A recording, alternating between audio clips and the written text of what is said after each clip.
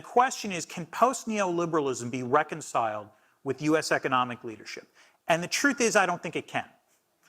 The whole reason U.S. economic leadership worked within the Western Bloc during the Cold War and then during the post-Cold War globally was the idea that the U.S. was engaging in self-constraint and that it would abide by the rules of the game. If the U.S. agreed to be constrained, that persuaded others that they could make concessions knowing that the U.S. would not abuse its position.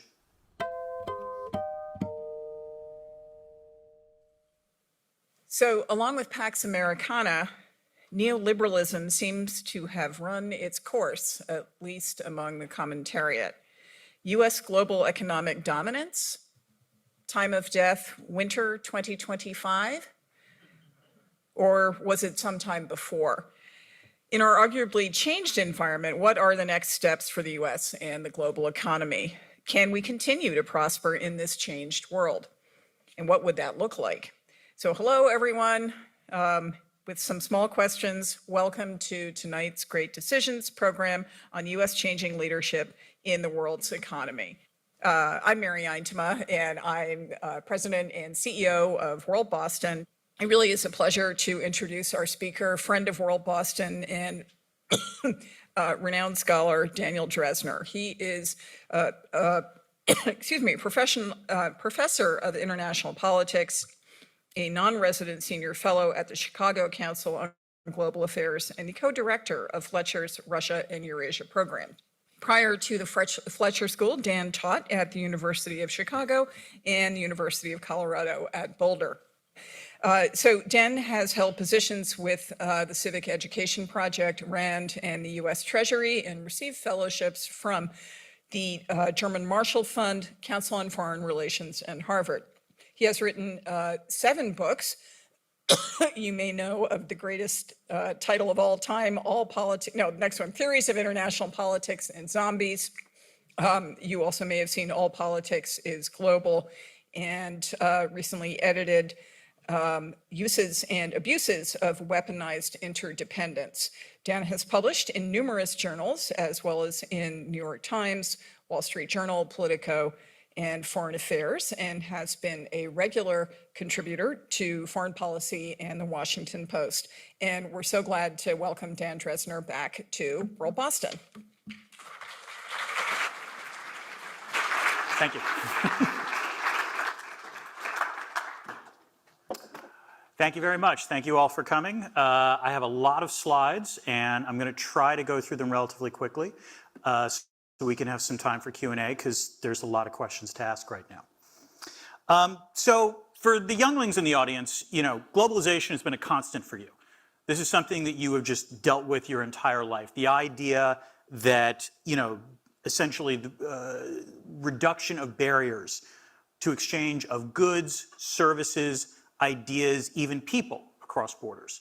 It's really been a product of since the end of the Cold War, and really for the last 30 years, you could argue, 35 years, you could argue, each of these sort of barriers got slowly removed over time until the point where you could, make the case that it was easier to trade now than it had ever been before. And globalization was a sort of key component of post-Cold War U.S. foreign policy. You can argue that the U.S. advocated free markets because free markets, combined with liberal internationalism, was the promotion of a set of ideas that were viewed as integral to the United States, and therefore, if the rest of the world adopted them, the idea was that the rest of the world would start to want what the United States wants. And so in this kind of world, you could create a world more like the United States, more like an interconnected economy, relatively free markets, democracy, all of those good things that are supposed to flow together. Another word for it, which is a slightly ruder word, would be neoliberalism. The idea that essentially you want, markets to be the primary means to organize a variety of aspects of the economy, with the state playing a more minimal role. Which leads us to where we are now, because it is worth asking whether globalization is dying. And, if you're at this talk, this means you read the news. It means you pay attention to what's going on. You might be aware that some tariffs have been imposed recently that, have caused some disruption in terms of the global economy. The World Trade Organization, which was considered to be a really important international organization when it came into being in 1995, really is noticeable mostly for its absence. The ways in which the WTO plays, which used to arbitrate trade disputes between countries, plays almost no role at this point in terms of writing the rules of the global game. And yet the interesting thing is that you can still argue that the world economy is actually pretty globalized. So this chart is from the DHL Global Connectedness Index. And you would think that if any company knows the degree to which the economy is interconnected, it would be DHL. And one of the things that they have concluded, and this is true if you take a look at any sort of metric, is that essentially the global economy from about 1945 to about 2008 became ever more increasingly integrated. Then the 2008 financial crisis happens. And this doesn't mean that the world becomes less globalized. It's more that the pace of globalization really starts to slow and then really tapers off. And we are now at a point where, again, it's not that the world has gotten more globalized since 2008 or all that much globalized, except in terms of data. The purple line that you see is the information flows that cross borders. But the important thing to realize is that it hasn't become less globalized either. Again, despite all these tariffs that you might have heard about. And part of this is to realize that policy is only one factor among many when you're talking about what drives the global economy. Obviously, whether countries put tariffs on or impose restrictions on foreign direct investment or impose migration restrictions, these are obviously things that could potentially restrict how the global economy functions. But that's only one factor among many. Technology often tends to make it easier and cheaper to move goods and services across borders. Indeed, you can argue that what is traded now, particularly in terms of services, are things that simply could not have been traded 40 years ago, either because the service did not exist or because the technology to have that service cross borders did not exist. Similarly, the more that global finance is interconnected, the easier it is to finance and provide credit for this kind of trade to take place. And at least during much of the post-Cold War era, you could argue that the world was a more secure place. There were fewer wars being fought, and generally speaking, when you have fewer wars, you have a lot more trade. And so despite policy pushing in one direction, there were a lot of these other factors that were pushing, at least for a short time, in the other direction.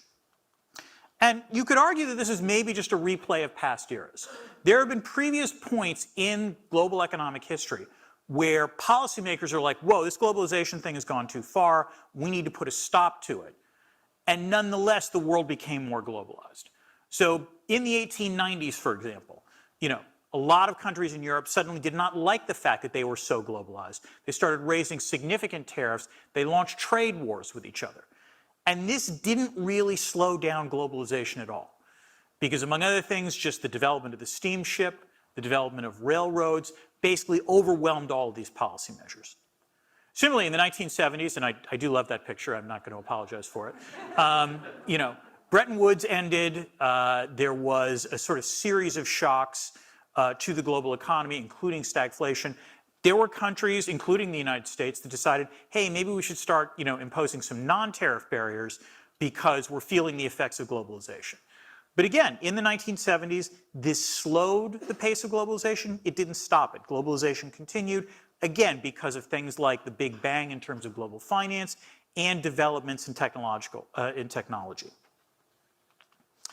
So the problem is that in this case, I don't think this is an example of past eras. We've had different economic models that have sort of governed how the developed world has organized the global economy. In the immediate post-war era, post-World War II era, you could argue at a period called embedded liberalism. The idea of embedded liberalism, another fancy way of saying Keynesianism, was the notion that by and large what governments wanted to do was try to maximize full employment domestically, and then once that was dealt with, you could then lower trade barriers and enable trade with other countries. But the idea was that the priority should be the domestic economy. Then, beginning in the 1980s, this was a switch to neoliberalism. The idea behind neoliberalism was the notion that essentially the market was probably better at allocating scarce resources than the state, and therefore we would produce a more efficient economy if we liberalized even more. And now we are in something different. We are in a post-neoliberal world. And we don't quite know what this world is going to look like. And at the end, I'm going to sketch out some possible scenarios. But the important thing to realize is that neoliberalism is dead, dead, dead in terms of ideas. The question of what that means in terms of the future, however, remains also unclear. because this time is different. One of my first and most, mind-blowing books that I ever read in college was a book by Thomas Kuhn called The Structure of Scientific Revolutions. Kuhn was talking about how a dominant set of ideas could get displaced by new sets of ideas. And one of his points was, and he was talking about it in terms of astronomy, is that the new set of ideas didn't necessarily improve upon the old set of ideas. It was just that the new set of ideas often explained anomalies that the old ones couldn't explain. And you can argue that what post-neoliberalism is doing now is explaining some of the contradictions that neoliberalism couldn't. So, key thing to understand, there are a lot of reasons why the neoliberal consensus has collapsed. Post-neoliberalism is a reaction to all of the shocks over the last 15 years. The future viability, however, of it depends on the degree to which the U.S. can be hypocritical about post-neoliberalism. In other words, the degree to which the United States can say it's going to do one thing and then actually do something else. And here I have some bad news for you, because this is going to be an odd sentence for me to say, but the truth is that the second Trump administration doesn't seem all that hypocritical when it comes to trade. They actually mean what they say when they talk about, dealing with the rest of the global economy. And so as a result, that can lead to some darker outcomes. Okay, the heyday of neoliberalism was in the 1990s. The Cold War had ended, communism was discredited, alternative development models like import substitution and industrialization fell by the wayside. And so what wound up being promulgated was this notion of something called the Washington Consensus. This was originally developed in 1989 by an economist named John Williamson, sort of arguing, that if you pursue prudent macroeconomic policies, microeconomic policies that are extremely market-friendly, and international policies that embrace foreign direct investment and relatively free trade, you would produce a more robust, growing economy. Similarly, the United States was a big fan of economic globalization, first for economic reasons, but also because of something called the Kantian triad. The argument that the way to achieve peace was to have more democracies out there, international organizations composed of those democracies, but more importantly, economic interdependence. Because if you had economic interdependence, why fight someone that you are trading with? Trade is often viewed as a pacifying effect relative to war. So, during the neoliberal period, a lot of good things happened, actually. You can argue from, let's say, 1990 to 2008. In terms of the global economy, that period was the greatest reduction of extreme poverty in global economic history. The world population increased by billions, and yet the percentage and absolute number of people that were categorized as extremely poor fell. But nonetheless, neoliberalism, as I said, dead, dead, dead. So why is this? Well, we've gone through some stuff, you might have noticed. There's been a whole variety of shocks, starting with the 2008 financial crisis, but also a variety of other things that have basically, when you have this many shocks to the system, understandably, people are going to begin to wonder, does the system actually work? So the first thing in the United States that's important to realize is that there were two sort of hidden shocks that begin in the late 1990s and really start to manifest themselves after the 2008 financial crisis. The first was a surge of immigration that occurs beginning in the 1990s, which by and large was beneficial to the US economy, but nonetheless happens in such a way that a lot of neighborhoods that previously had a relatively stable demographic makeup experience some radical demographic shocks.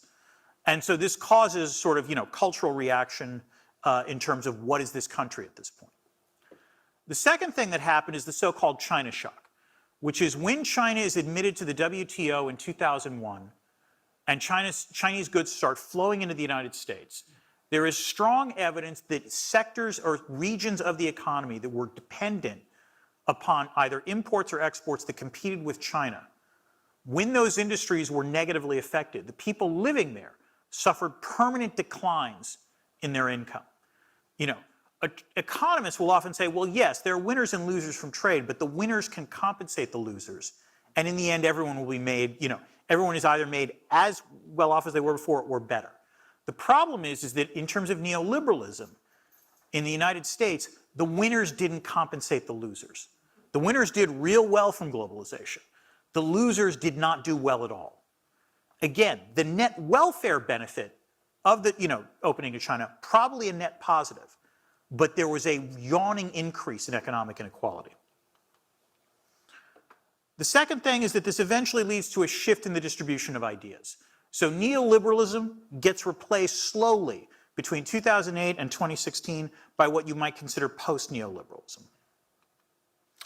And the way to understand this is to understand a writer by the name of Karl Polanyi, who in 1944 wrote the second most famous economic tract of that year. The first was Hayek's Road to Serfdom. But this one, The Great Transformation, tried to explain how Europe went from having a relatively classical free market economy to one that caused, the Great War, two Great Wars, into that matter. What Polanyi argued was that there was something called the double movement. Basically, if you try to force an economy to operate along laissez-faire principles, all right, you try to get the state out of it. Economists often like to talk about laissez-faire like it's the natural way of things, like markets just sort of naturally flourish. And Polanyi basically said, bull, that is not how this works. To actually engage in laissez-faire, the state has to engage in massive amounts of effort to restrain itself from intervening in the marketplace. It actually has to do things like setting up intellectual property rights. These are actual, acts by the state. If you do this, you might get greater economic growth, but what you are guaranteed to get is greater market volatility. Because if there's anything you should have learned from the last 20 years, it's that markets boom and then markets bust. The double movement says is that if you have a market crash, inevitably, the market moves and then civil society reacts to that. Civil society pushes back. It starts demanding protection of some form or another. And if the protection is not forthcoming from civil society, the state intervenes. And that leads to pushback. The pushback can take a variety of forms. Maybe it leads to an enhanced social safety net. You could argue, for example, that in the United States, Obamacare would be an example of what happened in the wake of the 2008 financial crisis. But if that is insufficient, you turn to populism. And the thing about populism is that populism and globalization do not mix. So populism, can be defined in a variety of ways. I prefer to define populism by what it opposes. And populism tends to oppose two things pretty severely. The first is that it opposes the idea of pluralism. It opposes the idea that there could be different components of a society that could have disagreement over things. And then, you sort of work it out. Populism believes that there is a general will that can be divined by a powerful leader. The other thing that populists tend to oppose is cosmopolitanism. Populism is rooted in a national identity usually, and that national identity is defined by some other. Sometimes that other includes actual citizens of the country, but maybe they're the wrong race or the wrong religion or the wrong creed.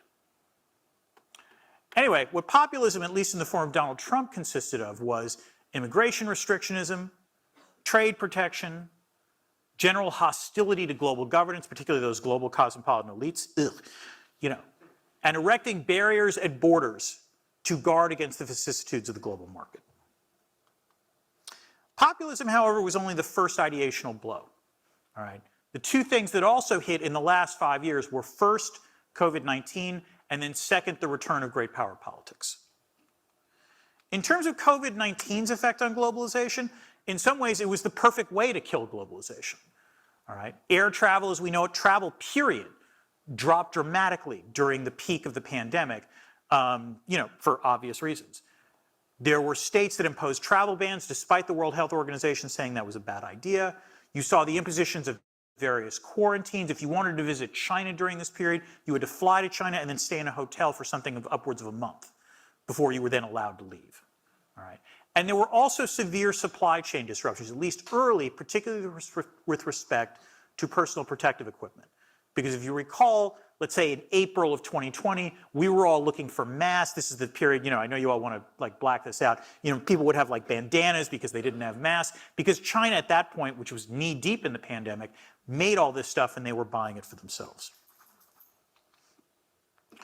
COVID affected the idea of globalization in a negative way because essentially what it became a critique of was the notion of just-in-time, inventories and lean manufacturing.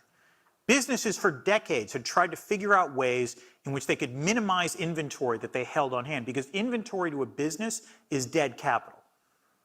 At the same time, they got better at sort of figuring out when they needed products relatively quickly. That works so long as the global economy is open and functioning. If it doesn't work that way, then suddenly you had a situation where there were massive shifts in the composition of demand, and firms were not prepared for that at all. And firms that had low inventory wound up running, massive shortages of stuff. So this is why, among other things, you had shortages of cars and of other, components during the pandemic because no one anticipated how people would react. And so it became believed that there was a trade-off between efficiency and resiliency in the global economy, that, too much efficiency comes at the cost of resiliency. Third thing was the rise of weaponized interdependence in terms of great power politics. The idea of weaponized interdependence is simple.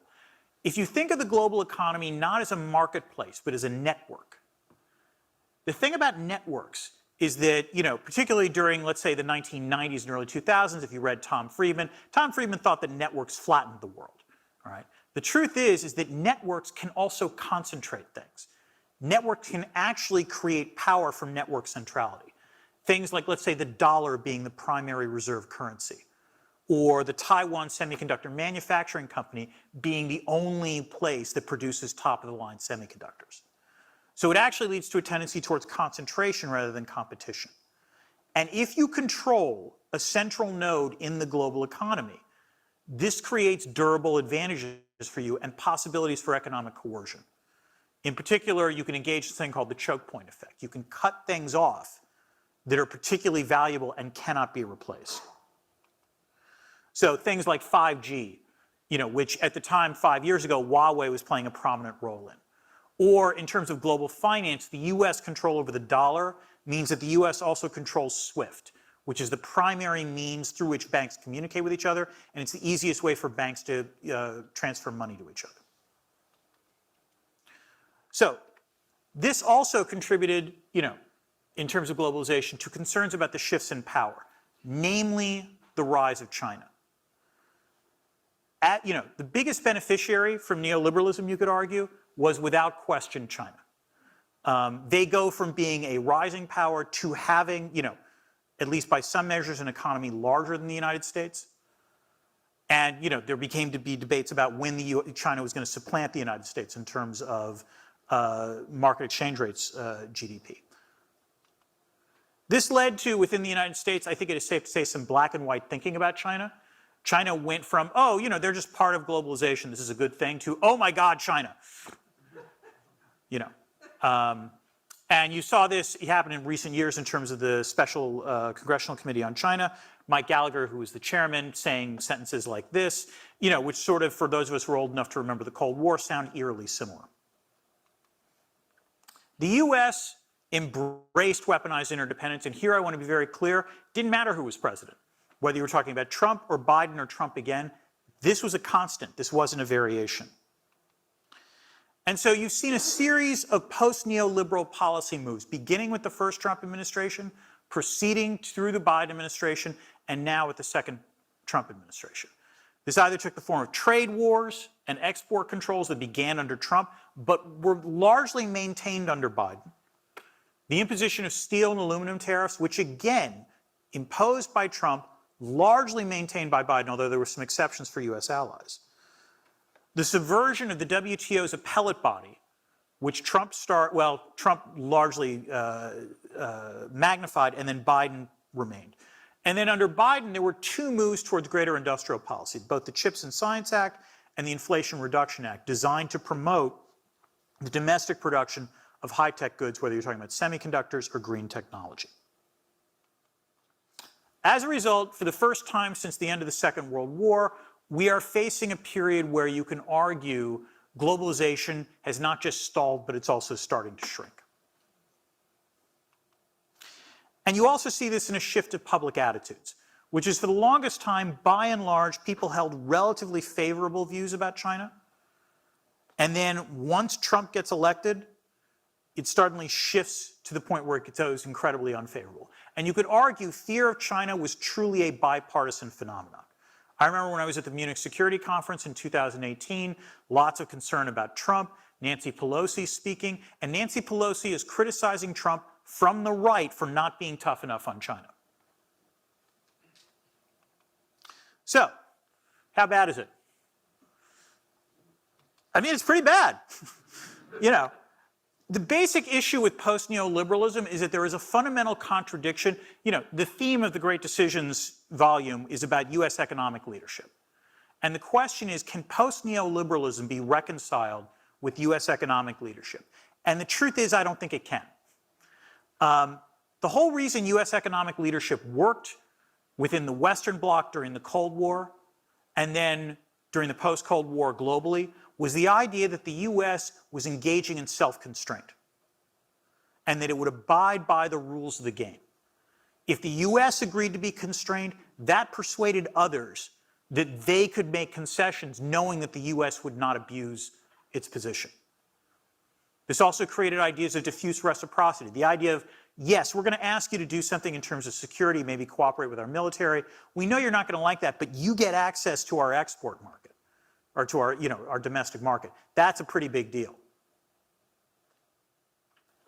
One of the problems with post-neoliberalism is that it is tougher to make the case for cooperation on security issues if you are cutting off the U.S. market to others, because suddenly the diffuse reciprocity doesn't exist anymore.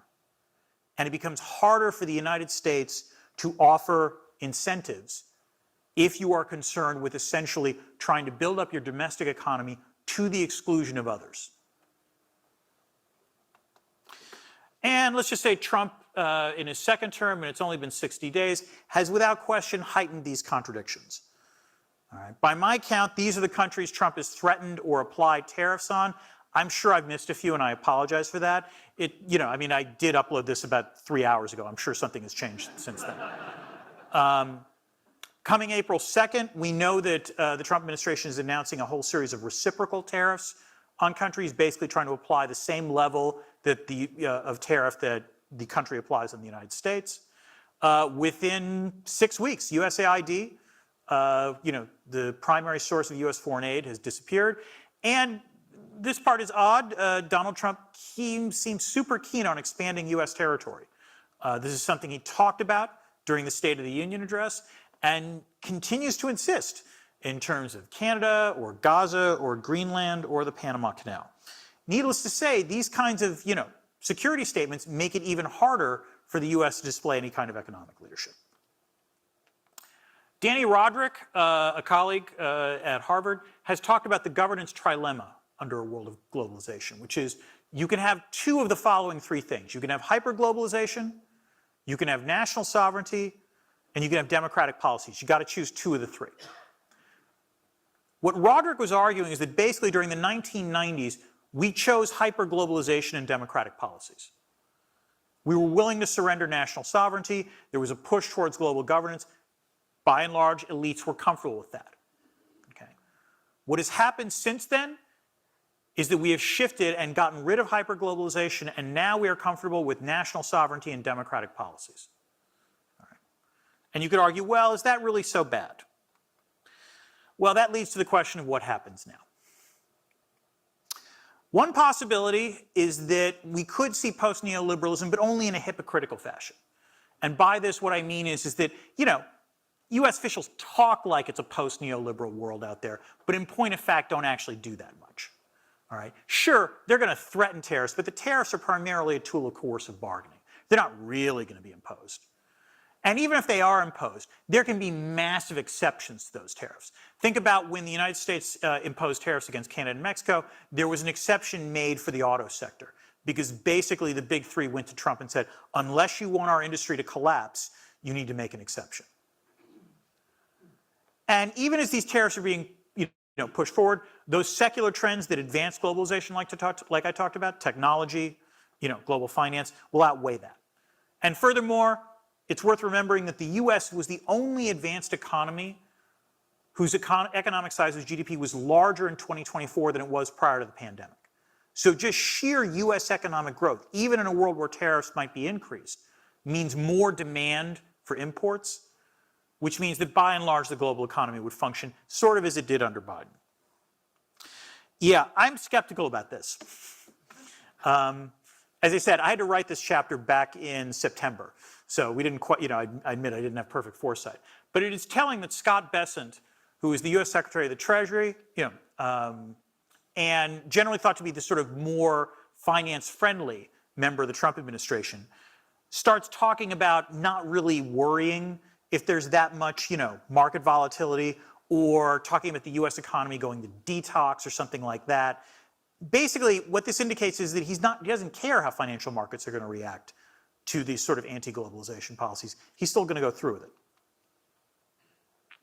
Second possibility is that post-neoliberalism is attempted, but these ideas don't work because it turns out that the ideas are not true. Remember what I said about Thomas Kuhn. Ideas might be popular, that doesn't mean they're necessarily right. For example, the China shock, absolutely real and something that is worth noting, but it is also worth noting that the authors of the China shock paper made it extremely clear that the answer to the China shock was not to impose protectionist barriers against China. It was to widen the U.S. social safety net. The COVID shock, in terms of the idea of, our economy needs to be more resilient, actually what economists have found is that complex global supply chains were not the fragile parts of the global economy. They were actually by far the most resilient parts of the global economy. And that trying to make supply chains local actually increases vulnerability, doesn't decrease it. And finally, in terms of weaponized interdependence, so here I'm going to confess I've written about economic sanctions for my entire professional career. It was my dissertation topic. And let me assure policymakers, just because you say something is weaponized interdependence doesn't mean it's actually weaponized interdependence. Weaponized interdependence is not everywhere. In fact, the biggest problem with this is that very often policymakers think that they've got leverage when in fact they don't, which means that you apply a lot of sanctions and they don't necessarily amount to all that much. Again, Scott Bessent is making a super interesting bet on the American consumer, arguing that, the American dream is not about access to cheap goods. As someone who goes to Costco every once in a while, I'm going to vigorously push back on that notion and say that maybe he hasn't been in a Costco. I don't know. It would not surprise me if he hasn't been in a Costco. It's something worth thinking about. Another possibility is sustainable post-neoliberalism. It is possible that you might see corporations reacting to all of these policy moves and deciding, okay, we need to start retrenching. And indeed, you've seen this to some extent in terms of supply chains between China and the United States, where Apple and other companies are starting to withdraw from China because they recognize and they see the handwriting on the wall. And it's worth noting that, great power competition isn't always bad. This could be a world where each great power sort of has their own economic bloc. Even during the Cold War, the space race, you could argue, was actually promising. During COVID, the idea that the United States, China, and Russia were competing to see who could produce the first COVID vaccine, also positive for the rest of the world. And some trends are likely to continue. You're going to see more industrial policy. China keeps talking about dual circulation, meaning they want to be more, dependent on their domestic economy. That could certainly happen. But I'm skeptical, I have to admit this. Because I think the darker outcome would be economic nationalism, in which you really do see countries trying to impose tariffs so high that they do swamp the effects of technology and the effects of global finance. And can anyone guess who those two folks are down below? Very good. Yep. That is Congressman Hawley and Representative Smoot, or it might be Senator Smoot and Congressman Hawley. I can't remember which is which. Point is, they passed the highest tariffs in U.S. economic history in 1930 in response to the stock market crash. In response to Smoot-Hawley, you saw a tremendous reduction of global trade. Trade fell by close to 2/3 and turned what was a market correction into a Great Depression. And I would also argue, as someone who has studied the interwar period, that if you do this, and yet the world still needs to import things from other places, it creates tremendous security dilemmas, tremendous pessimism about the future. And again, this ended real bad last time it was tried. The bitter irony of all this is that the biggest critics of neoliberalism prior to the last decade argued, to be fair, not entirely incorrectly, that globalization did promote inequality. Stifled democracy I wasn't quite as convinced about, but nonetheless, a critique. These same critics, and here I'm talking about Danny Roderick now, are basically horrified about what is being done in their name. These same critics of neoliberalism are now seeing things that are being done and argue that they are handing the keys to the global economy to national security folks And that is even more terrifying than handing them to neoliberals. So, in conclusion, I'm a touch worried. We're supposed to be talking about U.S. economic leadership in the global economy. Based on what we have seen, both in the last decade, but also in the last 2 months, we're not seeing a lot of U.S. economic leadership. What we are seeing is that America first winds up being mostly America alone. And I will close on that cheery thought. Thank you.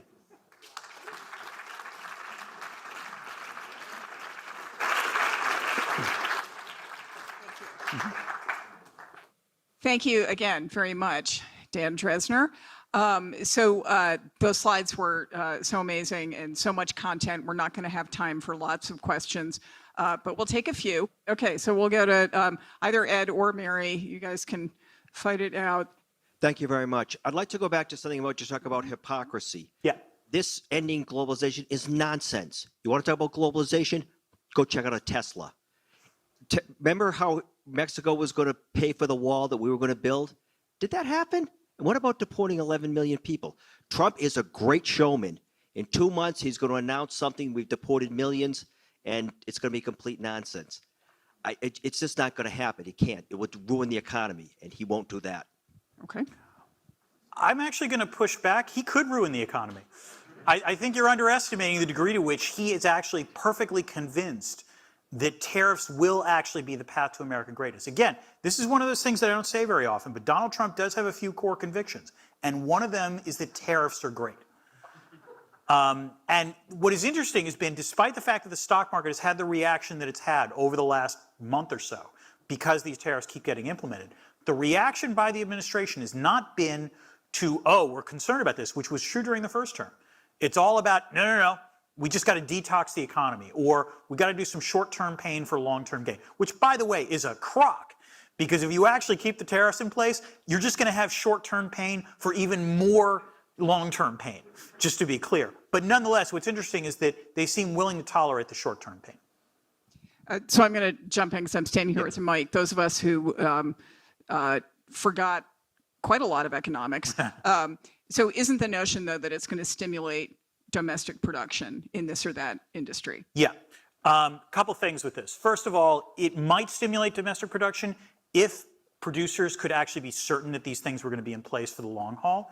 But note that what Trump keeps doing with tariffs is saying, I'm going to impose them, then yanking them off. Then I'm going to impose them, then yanking them off. It's the uncertainty. If there is one thing that is a buzzkill for investment, it is uncertainty.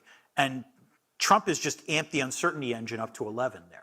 So that's one reason. The other thing is that even if you do produce it domestically, the question is that what the U.S. should be producing? Is that its comparative advantage?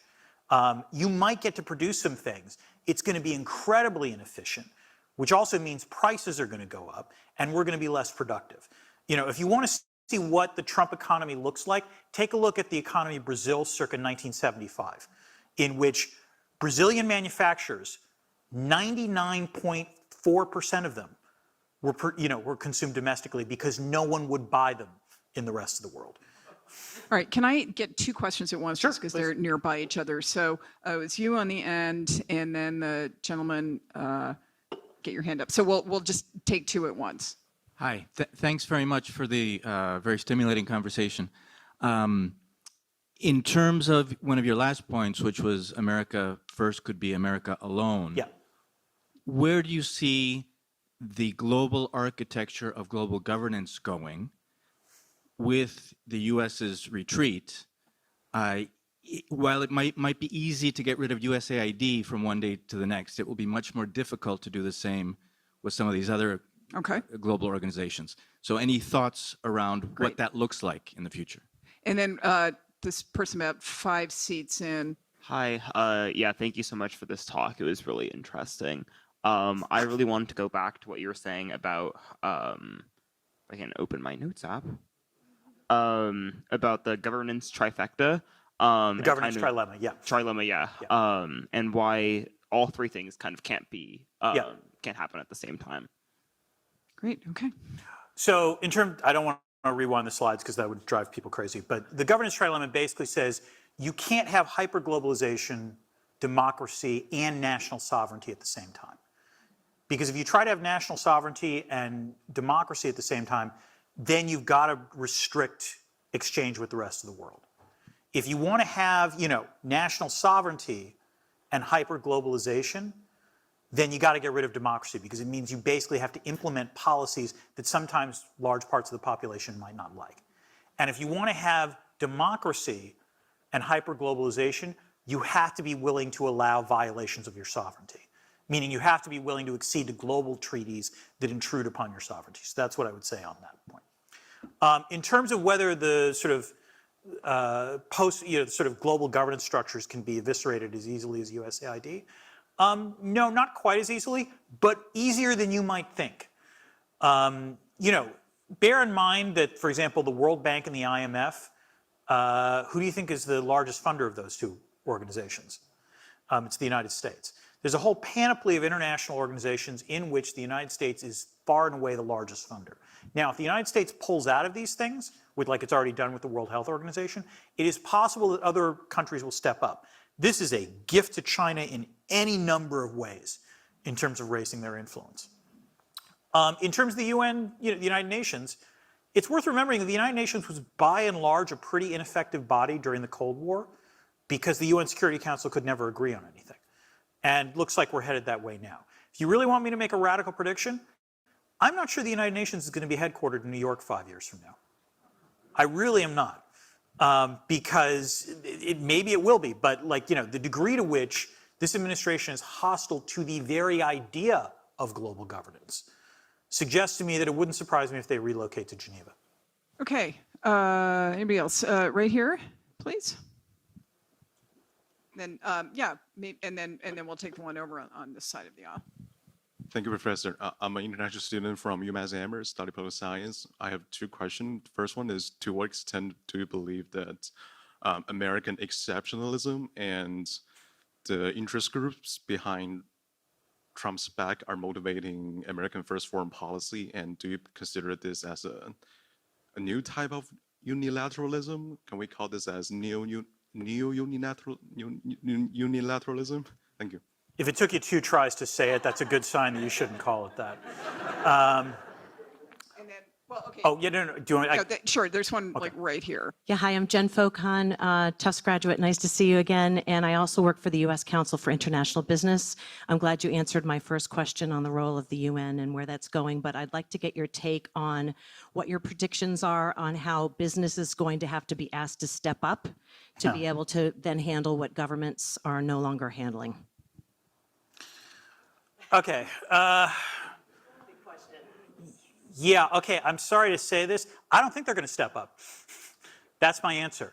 I think one of the things we've learned over the last 2 months has been the degree to which almost every component of U.S. civil society and the U.S. economy has been willing to roll over if Trump threatens them. As I was driving here today, I think there was an article in the Wall Street Journal about how Colombia might be willing to make a deal with the Trump administration in order to avoid the cutoff of $400 million of federal grants. In terms of corporations, the last thing they want to do is stick their neck out and then have Trump criticize them. Because if there is one thing that Trump has made very, very clear in this second term is that he is willing to use the state to punish individual, opponents. I mean, he sort of did this during the first term. If you remember, there was that whole business with the CNN, the Time Warner merger, where he tried to sort of lean on CNN to get better coverage. This time, he's not doing it in secret. He's just announcing stuff. So I am profoundly and deeply skeptical that business is somehow going to step up, particularly if they're stepping up to do things that the Trump administration is withdrawing, because, again, it'll be viewed as somehow a challenge to the administration. I want to be wrong on this. I hope 4 years from now, you just sort of rub it in my face that I was so wrong about how global business was. But the fact that you're nodding as I'm saying this suggests to me that I'm not wrong. Okay, on the question of America first and American exceptionalism, what we would call what's going on now, that's a really interesting point you make about American exceptionalism, because it allows, I wrote an article for Foreign Affairs right after Trump's election called The End of American Exceptionalism. And I got to tell you, that's held up real well. But nonetheless, you're correct that I think for a lot of Trump folks and for the sort of MAGA coalition, their belief in the inherent uniqueness and, dare I say, divine providence of the United States allows them to sort of justify some of these actions as believing this is just for the greater good of the United States. And I would say to describe their foreign policy, Walter Russell Mead had a good term for this. It's Jacksonian. It's the foreign policy grounded in Andrew Jackson, which is not exactly isolationist, but largely leave us alone, and if you don't leave us alone, then we will act in a bellicose and unilateral fashion to punish you. And so Jacksonian is also much easier to say than neo-isolationism, utilitarianism, or what you were trying to say. So I'd say go with Jacksonianism. Yeah. All right. The bad news is we're probably just going to do one more question. The good news is that we're going to go have some networking until 7:30 in the cafe, and there was a question somewhere around here that I saw. Sorry, who is it? I'm serious. Yes, right there. Yes. Can we get the mic down here? Sorry, I'm looking right at you. Hi. Oh, sorry, my voice. My name's Kayla. I'm a journalism and political science student at Northeastern University. And my question was about all of these claims that Trump has been making about expanding U.S. territory. How viable are those claims actually, and how could he even go about those things? I'm actually about to put to bed a long article on this for Reason magazine.